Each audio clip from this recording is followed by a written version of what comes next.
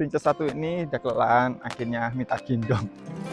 Pendakian ke puncak tertinggi Gunung Bismo ini akan selalu terkenang. Karena di balik cerita bahagia bisa ngajak anak naik ke gunung untuk pertama kalinya, di sini juga saya harus kehilangan drone yang sudah menemani petualangan saya selama 6 tahunan. Sedih, tapi harus ikhlas. Tapi saya percaya, di balik musibah ini ada rencana Tuhan yang indah pada waktunya.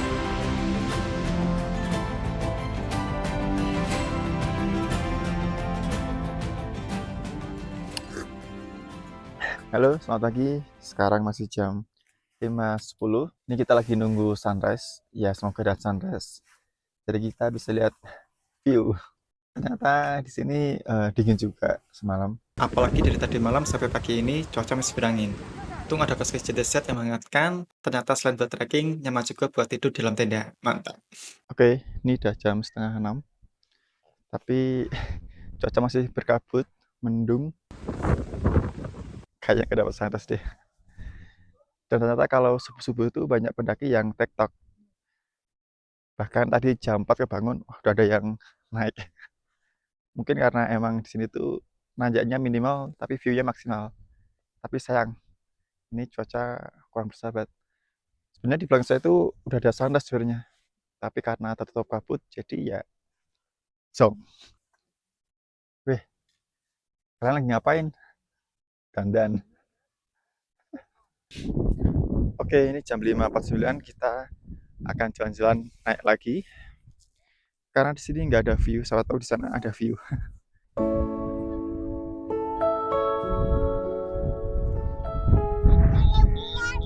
Oh iya, tuh ya bulan ya.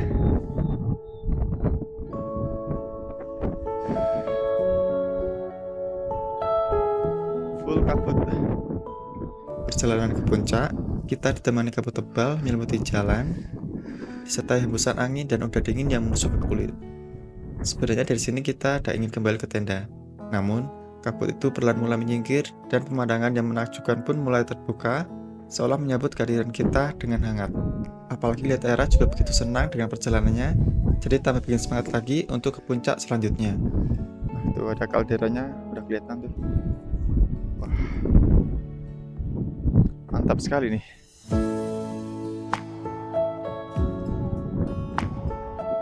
Akhirnya selain view tembok, kita dapat view pemandangan. Wah, keren sekali. Di sini juga ada area camp juga, tapi kita harus turun dulu sebentar. Dan areanya pun lebih luas daripada tempat ngecamp saya tadi. Selain itu juga lahannya datar dan juga udah aman dari angin. Dan dari sini kita juga bisa lihat view, kita tinggal naik bentar dan kita langsung bisa lihat pemandangan. Wah, enak juga camp di sini. Kalau ke suasana ke puncak lagi, kalau di kanan kiri ada semen itu ada angin aman.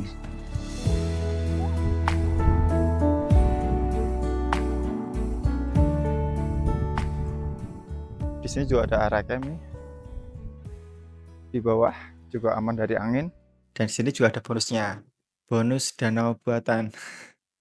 Tapi sayang ini kotor, jadi mungkin nggak bisa dikonsumsi. Kita lanjut ke puncak. Dan kabut sudah sepenuhnya terbuka. Wah, itu ada sindoro, kembang, sumbing. Mantap.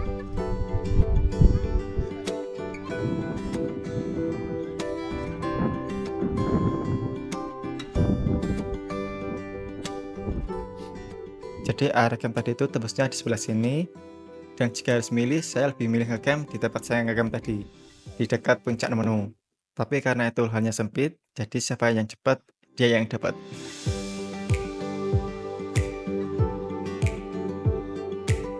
Walau nggak ada sunrise, tapi view-nya keren sih. Tuh di belakang ada gunung. Di sini juga ada gunung. Kalau lagi cerah kayak gini sih, view-nya nggak kalah sama Gunung Prau.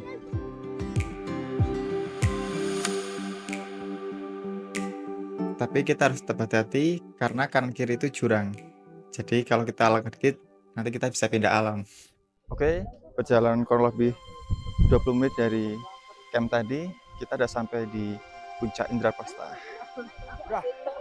Jadi kita total masih 3 puncak. Sebenarnya masih ada 2 puncak lagi, yaitu Puncak Gandara dan Puncak Hastinapura. Tapi karena air ada kelan, jadi kita cukup sampai di sini. Tapi dulu kita juga udah pernah ke Puncak Hastinapura, tapi via Selandak. Wah, jalurnya gokil. Ampun.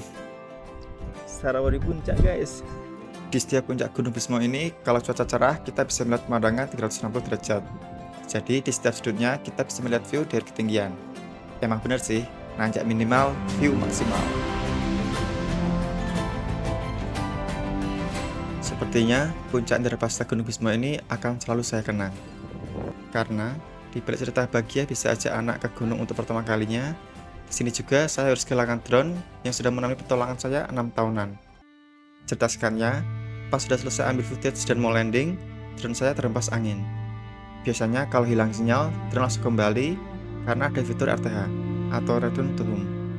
Tapi setelah saya menunggu sampai baterainya lemah, drone nggak kunjung kembali. Dan kalaupun memaksakan mencari, di letak map trackingnya pun nggak memungkinkan. Dan dengan berarti saya harus ikhlas, karena saya percaya di balik musibah ini ada rencana Tuhan yang indah pada waktunya. Amin. Oke, kita mau menuju ke tempat camp lagi.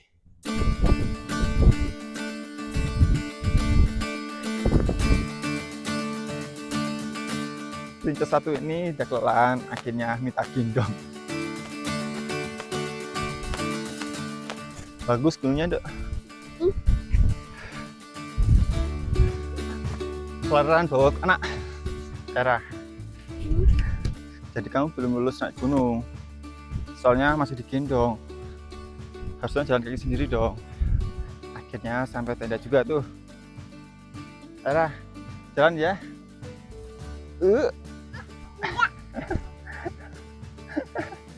Mau. Kenapa nggak mau? Itu kan tendanya di situ.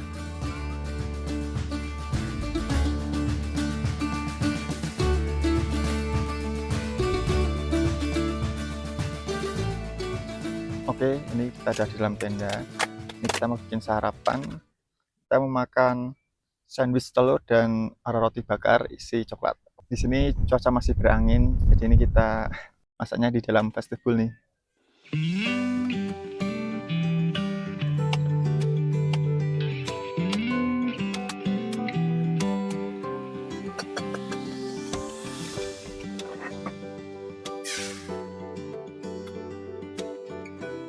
Ini sepertinya harus upgrade nest ini. Mau bikin telur dadar, jadinya ora arek.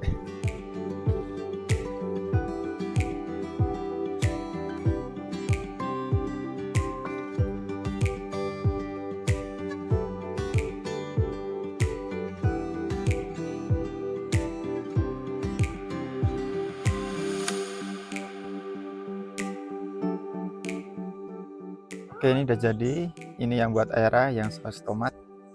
Oke, selamat makan.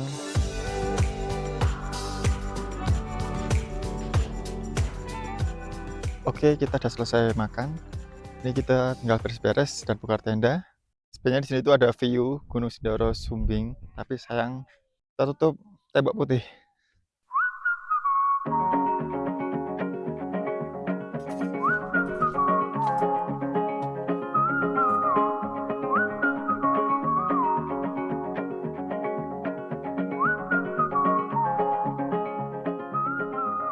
Aku ada foto.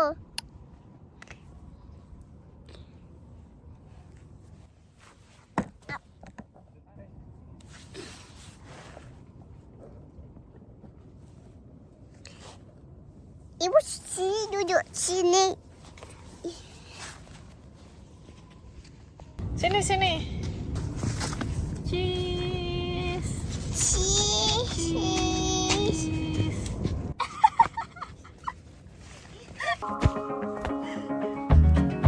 Nobody knows me like you do. You just read my mind. Halo, akhirnya kita udah selesai packingnya. Ini kita mau pulang. Overall di sini tuh sangat recommended buat pemula, apalagi yang bawa anak kecil. Buktinya itu anak saya 3,5 tahun bisa naik dari pos 2 sampai ke air camp ini tanpa digendong. Tapi tadi ya ada drama gendong sih pas kita coba naik ke Indraprasta tadi. Dan jangan lupa kalau turun tuh bawa sampahmu. Oke, sampai jumpa pada video selanjutnya. See you.